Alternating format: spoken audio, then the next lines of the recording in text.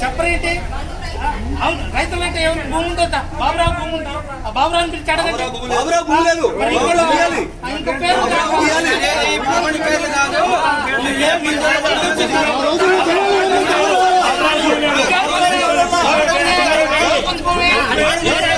ఉద్దేశం ఏంటంటే వచ్చిందని బాధ అనమాట.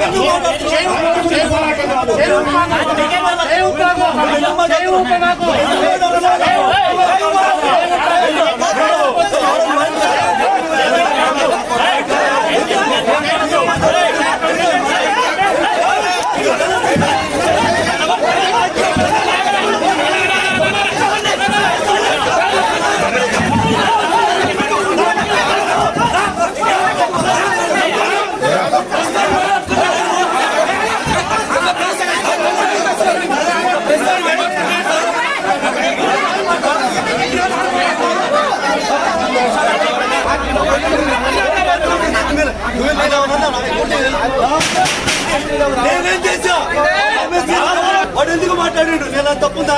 నేనేమన్నా తెలియదు. ఫస్ట్ ఆఫ్ ఆల్ మీరేమో వేరే అపోహలోకి వెళ్ళి ఏదో జరుగుతుందని అనుకుంటున్నారు, కానీ వాస్తవానికి నేను ఇప్పుడు ఎంపీడీ గారితో మాట్లాడితే మేడం గారు ప్రొసీజర్ చెప్పారు.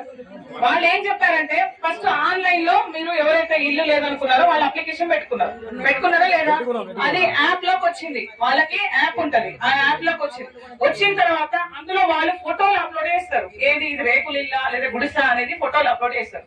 ఆ అప్లోడ్ అయిన ఫోటోలు అంటే కొంతమంది ఇప్పుడు ఈయన ఉన్నారనుకోండి, నేను మోసం చేయాలనే ఉద్దేశంతో నేను ఒక గుడిసె ఉన్న ఫోటో అప్లోడ్ చేస్తా, కానీ నాకు డాబా ఇల్లు ఉంటది. కానీ ఫస్ట్ ఆన్లైన్ లో ఏం చూస్తాం మనం, ఆ గుడిసెలో ఇల్లే కనిపిస్తది కదా, ఆ కనిపించిన ప్రతిదీ కూడా ఈ లిస్ట్ లో ఉంది. వినండప్పా.